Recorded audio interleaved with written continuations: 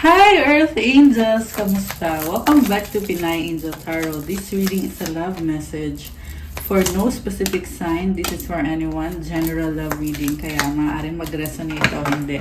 Pero pag nag-resonate, comment nyo para alam ko. Kumusta kayo guys? Comment present para alam kong nanonood kayo. So tumalon tong isang to. Okay, unang card is make the effort. Great love is worth taking the steps you're guided to take. Gusto mag-effort itong taong to. Sobrang siyang attracted sa'yo. I see a very romantic relationship na siguro matagal-tagal na to. Kasi parang komportable kayo isa't isa at talagang ini-enjoy nyo. I see abundance and loyalty. Medyo clingy itong person na kadil mo. Oh my gosh, wedding! This situation involves marriage. Grabe. Very serious to. Attraction, you attract romantic love by enjoying this moment fully. Flirt, extend your light-hearted energy to others. This could be the one. You've already met the romantic partner you seek. Alam mo, nagmamahalan kayo pero nagkaroon ng temptation dito. May nakakita akong another person na kadil itong person mo. Pero una sa lahat, mukhang kayo ay soulmate or twin flames. Merong wedding card. Pag lumabas ng card na to, it's telling me na this connection is guided by God. This is a very special relationship or love connection at merong divine guidance. Okay? And this person wants to make an effort. This is someone na niloko ka niya pero ang totoo is mahal ka naman niya talaga. Sobrang siyang attracted sa'yo. Nagkaroon ng temptation. And nagkamali siya eh. Nagkamali siya dun sa naging temptation. So, isa-set aside ko lang to guys ha. Kasi gusto kong tingnan from the tarot. Ano bang intention nitong taong to? So, merong pink dito kasi kanina may binili akong lipstick. So, and baka kasi nagtataka kayo, bakit may red sa ano mo? Lipstick eh. Lipstick talaga. Okay. Meron tumalon na dalawang cards dito. Okay. Dali. 6 of Cups and the 7 of Cups. Someone wants to return and this time, ikaw na yung gusto niya. Gusto niya mag-invest. Oh my gosh. The Wheel of Fortune and the Temperance card. Pagbabago.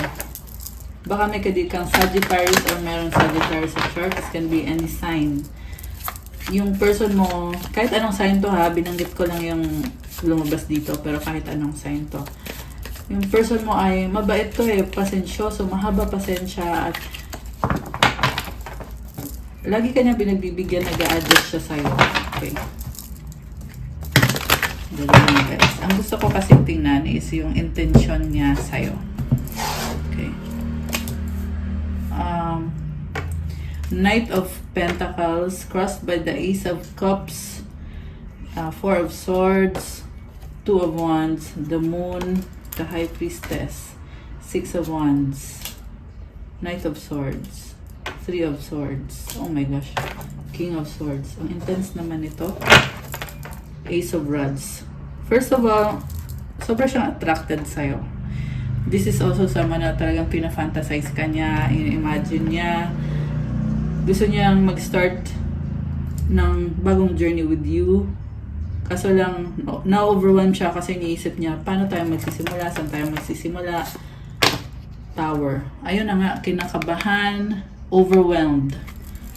Ayun o, tingnan mo, nalaglag sila from the tower. The reason kung bakit siya na-overwhelmed, kasi gusto niyang mangyari to eh. Kaya lang, takot siyang harapin kung ano man tong mangyayari dito. Focus is the Knight of Pentacles. Mabagal kasi movement nitong person na to. Sobrang siyang maingat. Pero, I say na they cannot live without you. Yan ang sinasabi dito. Kahit mabagal siyang kumilos or magkalayo kayo, pwede to sa mga LDR. Ang nakikita ko din sa person na to is merong mga obstacles kaya siya mabagal yung movement niya papunta sa'yo. Pero andun yung kagustuhan niya. Kaso lang, ngayon pa lang sasabihin ko na mapapagod ka sa taong to dahil sa sobrang bagal. Okay? Yan kasi yung unang card eh, mabagal. Kaya alam mo na, hindi mapapagod ka. Pero may star siya dito. This is an achievement. Kung ano man tong achievement na to, 5 of 5 angel numbers on the screen. Malaking bagay tong achievement na to para sa kanya. What crosses this person is the fear na paano ko gagawin to, paano ko i-offer sa'yo yung pagmamahal ko, paano ko sasabihin yung mga gusto kong sabihin. So, waiting siya, inobserbahan ka niya, gusto niya mag-travel papunta sa'yo, pero wala pa siyang effort dito. Mukhang hinihintay ka pa nitong person na to. Kung gusto mo rin ba, kung anong gusto niya. And, nagsustalk sa'yo eh. Nag-heal siya ngayon, nasa healing process siya. Ibig sabihin, nasaktan. Bakit siya nasaktan? Nasa healing process siya. Posible kaya siya nag-heal kasi iniwanan mo to eh. Okay, pero like I said kanina, this is a divinely guided connection. Pero nagkaroon ng hiwalayan dito guys. Kaya ngayon nasa point itong person na to na inaayos niya yung sarili niya, taking things at their own pace. So hindi niya minabadali yung sarili niya, pero alam niya sa sarili niya na kailangan niya pa ng time to heal. Okay, what lies behind is the High Priestess. Controlling. Kinontrol ka ng taong to. So, akala niya nakalamang siya sa'yo, or akala niya nakokontrol ka niya. Ngayon natatauhan siya na hindi kanya nakokontrol, kaya siya nagtatry siyang umayos. Parang napahiya pa to sa'yo eh. Kasi nga, very controlling and manipulative. Tapos ngayon, na-realize niya, hindi pala pwede manipulative dito. Kasi matalinong tao yung kadil ko. So, kailangan ayusin ko yung mga ginagawa ko. Yung nga lang ngayon, na-realize niya yan. Ang maganda pa dito guys, kasi very romantic yung nafe-feel niya. Yung nga lang the problem is, nasa healing process din kasi siya. Pero I can see positivity and optimism na this is a lesson learned the hard way. Para din itong kinarma yung person mo dahil sa breakup na nangyari sa inyo. Kasi, parang ngayon na siya natatauhan na gusto niya ikaw, gusto niya itong relationship na to, committed siya dito. Ito, make the effort. Wedding. So, yung iba, ikinasal. Yung iba, kahit hindi kayo ikinasal, pero itong connection na to is match made in heaven. Yan talaga yung nakikita ko dito sa reading na to. Sa near future, nakikita ko na malungkot. Parang very intense ng emosyon. Grabe. Umiiwas-iwas siya, pero sobra kang namimiss.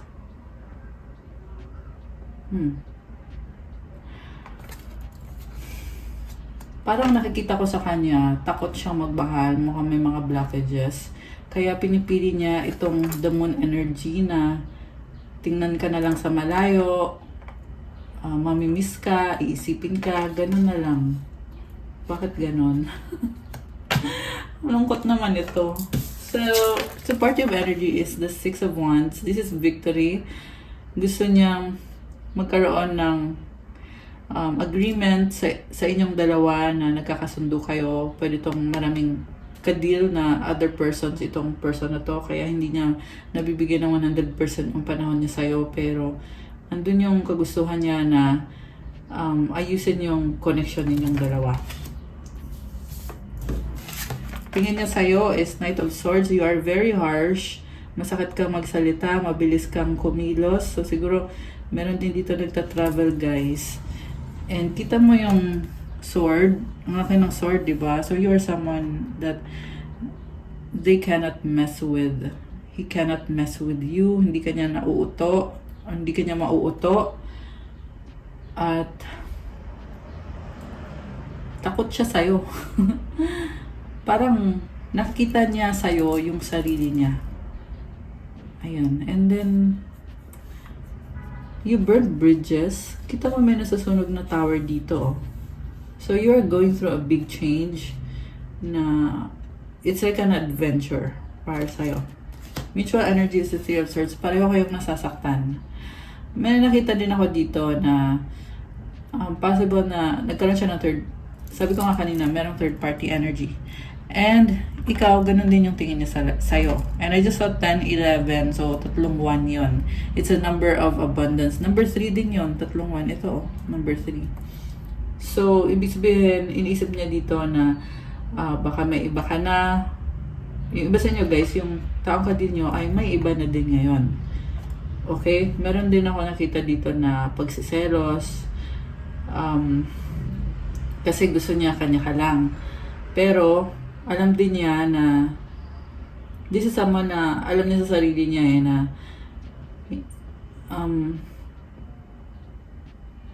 hindi niya binibigay sa'yo yung best niya. Kaya siya ngayon, nare-realize niya na baka may iba ka ng mahal kasi hindi naman niya binigay sa'yo yung best niya. Pero ito na nga, I feel like gusto niya mag-effort dito kasi andito yung card na to. Okay, the outcome, King of Swords. Gusto ka pa rin ng taong to eh. Nakita ko pa rin yung attraction niya sa'yo. Okay. So, let's clarify. Ano bang ganap dito? Anong ganap? Wow. Wheel of Fortune. Pagbabago. Ace of Swords.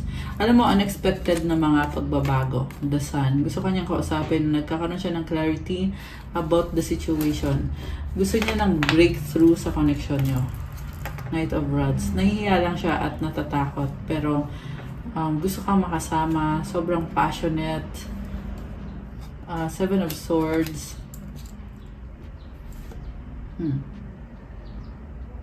Alam mo, hindi ka niya kayang harapin. Sa totoo lang, kahit gusto mo niyang mangyari to na magsama kayong dalawa or magkita kayo,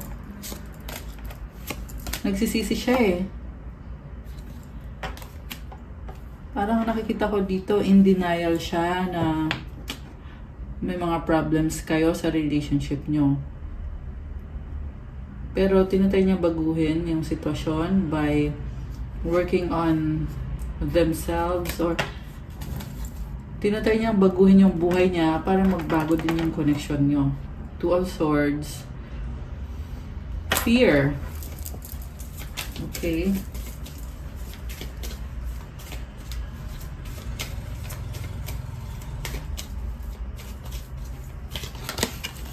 Oh, okay. The Hangman pero parang nag-reverse. Nakita ko dito kung dati nagkaroon siya ng third party. Ngayon, hindi na.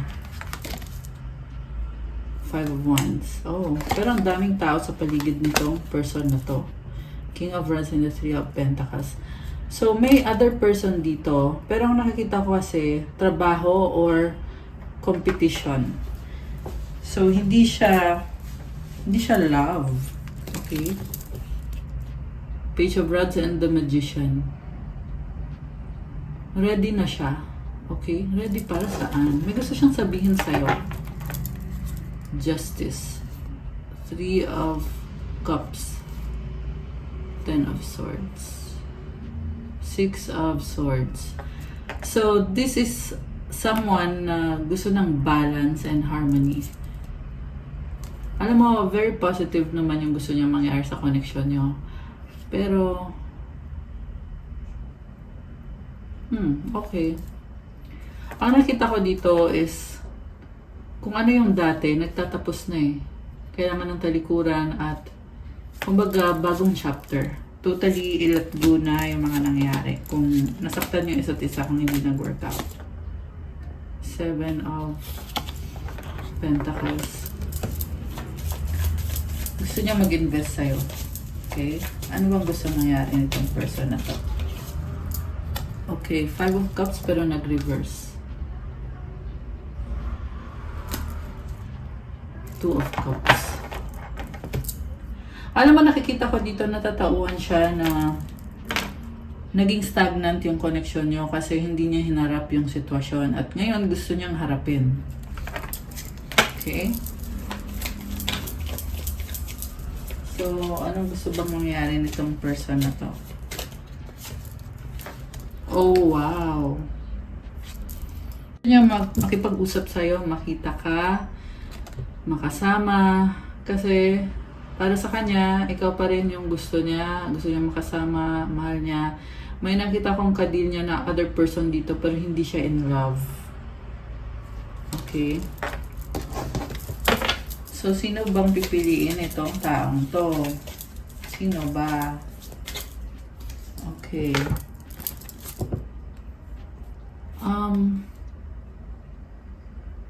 Ano mo nakikita ko dito? Magta-try siya, pero defensive eh. Nakahati. May sinusuportahan or binibigyan siya ng tulong.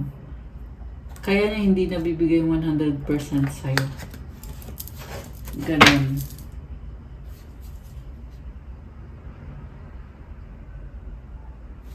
So, you have Queen of Rods. Ano man nakikita ko dito? Nagawa siya ng paraan para magkaayos kayo. The Fool, bagong simula. King of Pentacles. The Hierophant. The Hermit. Ten of Pentacles. Also, I'm seeing someone na may family. Pero tinalikuran niya. At nag-focus siya sa sarili niya, sa trabaho niya. Gusto niya munang mag-isa ngayon. Okay? Kasi ikaw yung gusto makasama nitong taong to. Pero may kadil siyang karmic connection. And this is someone na very spiritual. Yung person mo.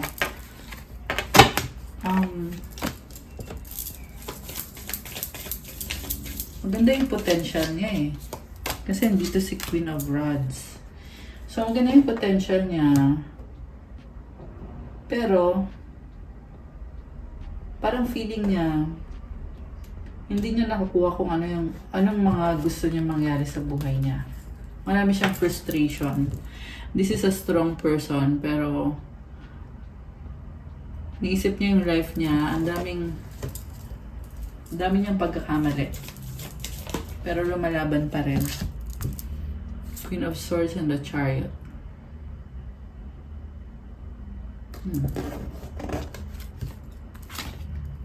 Alam mo, nasasaktan siya sa sitwasyon niya ngayon eh. And gusto niya i-confront yung situation. Andito pa rin yung kagustuhan niya na magkaroon ng pag-uusap sa inyo kasi gusto pa rin niya na magkaayos kayo. Yung nga lang may burden siya, nakatrap siya sa isang sitwasyon at parang ayaw kanyang madamay sa mga personal problems niya. Ganun yung nakikita ko dito. Mahal ka ba niya? Yan yung tanong eh. Diba? Okay, wow. Yes, mahal ka niya, attracted siya sa'yo. So, Two of Pentacles. Sa totoo lang gusto niya mangyari is, well, nasabi ko na magkaayos kayo. Okay? At yan pa rin yung lumalabas dito. Wow, guys. Magkasunod si Empress tsaka si Emperor. So, maraming pinagdadaanan tong taong to. Okay? Pero, gusto ka niya eh. At mahal ka niya. Okay. I didn't know if my family was going to accept you. See? Merong karmic connection dito at hindi ka tanggap. Okay? So, masasaktan ka lang. At mukhang iniiwas ka niya sa pain na yon. Twin flames. Okay? Twin flame mo siya or soulmate mo siya. Hindi ka naman niya pinaglaban eh. Nauna kasi yung fear niya. Mukhang toxic yung family nitong taong to. Dahil sa toxic yung family niya, ayaw niyang madamay ka. I'm planning a romantic date or we can Netflix and chill like old times. I want to cook for you, no strings. Okay? So, gusto ka niyang makita, makasama, nagpa-plan siya. I hate that I hurt you. You didn't deserve this. Please don't blame yourself. It was my fault. So,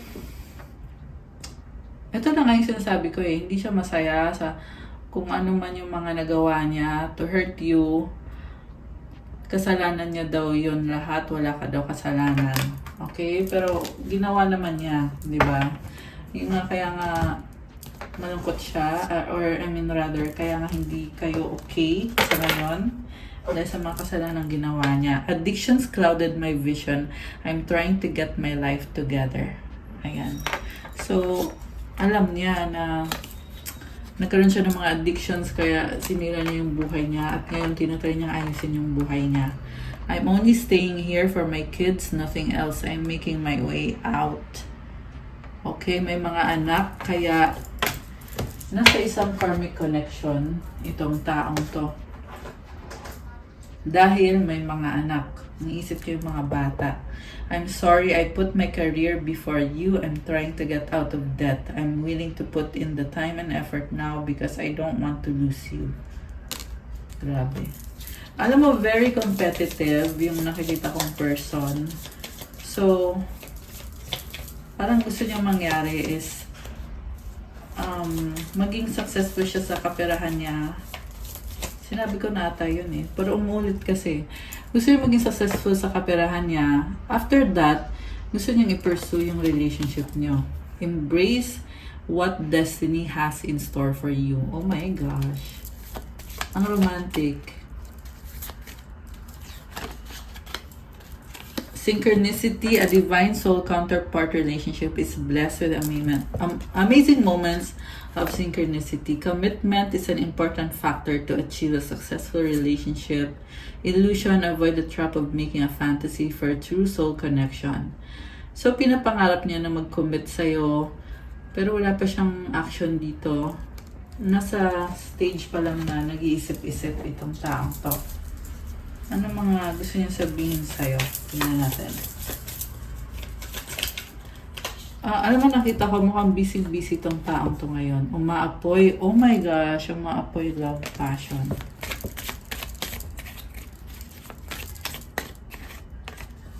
Mahal kita. Oh my gosh, guys. Mahal kita. I love you. Faith, hope, and inspiration. Pabago-bago, doubt. Ano pa ang gusto niya sabihin sa'yo? Entitled, toxic. Bakit excited yung una ko sinabi? Okay. Entitled, toxic. Oh my goodness. Secret feelings, love you so much. Okay, may something na heavy dito sa person na to. Mukhang blockage sa heart chakra, pero sobra kang mahal.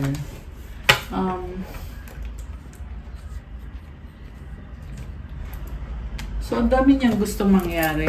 Pero, pabago-bago din ang isip. Tsaka mabagal. Mabagal kumilos. Sexy love. Oh my goodness. Okay. In a relationship. So, ibig sabihin, two-timer. Ayan. In a relationship yung lumabas. Okay. So, naging two-timer, pero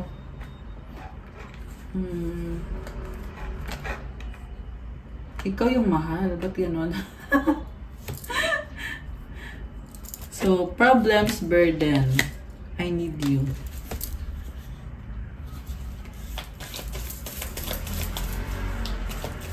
Ano pa? Ikaw lang loyal.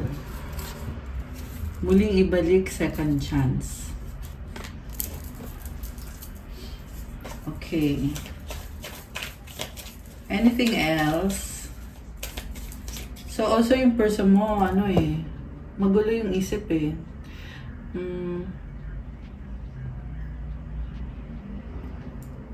Parang may time nga na hindi ko maintindihan ano bang gusto mangyari nito. Kasi nga, parang pabago-bago ng isip itong taong to. Na like one moment, gusto ka niya, ganon. Tapos the next moment, may iba siyang kausap, may iba siyang ka-deal. Pero wala na kasing love doon sa karmic connection. Nagmamadali, trying hard. Okay. Worried, paranoid.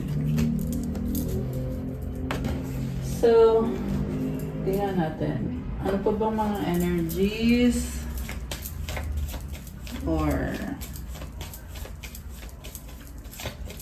feelings niya sa'yo? Tingnan natin.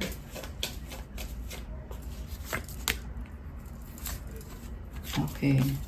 King of Swords. Gusto ka pa rin niya. Um, alam mo, parang feel niya eh na hindi mo na siya mahal. Queen of Pentacles.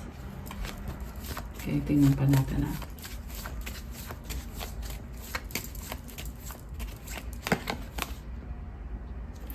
Natatakot sa'yo. Yun yung nakikita ko dito. Parang na-meet niya yung kamatch niya. Parang ganon. Kung ano yung ginagawa niya, nakahanap siya ng tao na gagawin din sa kanya yung ginawa niya. Ibig sabihin kung sinaktan ka niya, ngayon nakikita ka niya as sobrang mo siyang sinasaktan ngayon. Ba't ganon? Queen of Cups. Mahal ka nitong taong to. Mahal ka niya. Grabe. Intense. What about the karmic?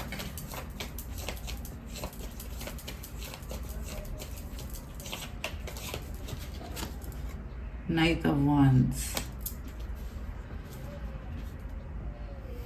Hindi niya mahal yung karmic.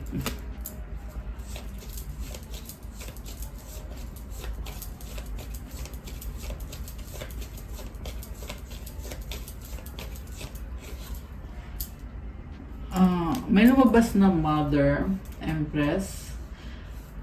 Pwede itong may anak sila. Pwede din itong mother niya. Mukhang may control sa kanya. Oo. The Emperor. May control nga. Mother.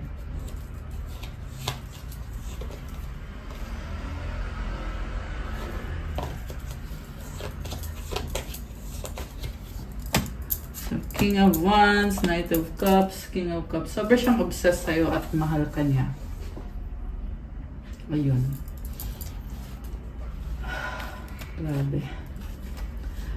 Parang nakita ko sa tao to, pagod na siya. Pagod siya makipaglaban. Merong kumukontrol sa kanya, pero hindi ka niya makasama. Ikaw yung gusto niya makita, makasama. Okay. So, I want to check again. Okay. Tingnan natin sa ano ha. Ito na sa tarot. Okay.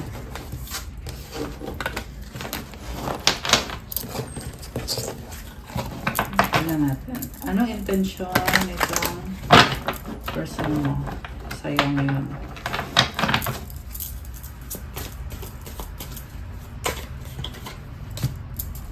Page of Swords, Nine of Pentacles, Eight of Pentacles.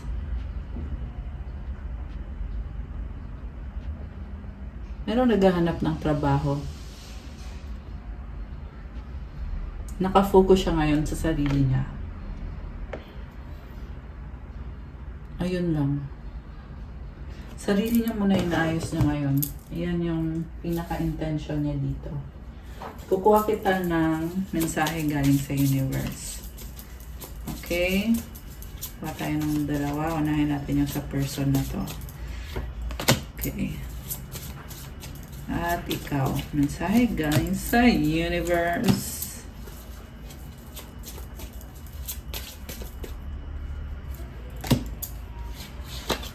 Dami naman. Daming mensahe. Tama na. Okay. So, ito muna. Para sa person mo, my ability to receive is measured by how much I practice good feeling thoughts. Oh.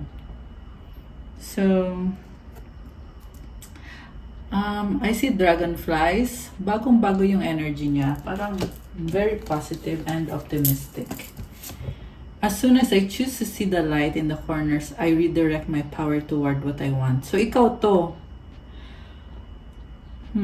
May mga bagay sa buhay mo na hindi perfect, pero marunong kang mag-alchemize. Kumbaga, gagamitin mo yung positivity mo to bring clarity to your situation. Maparaan ka at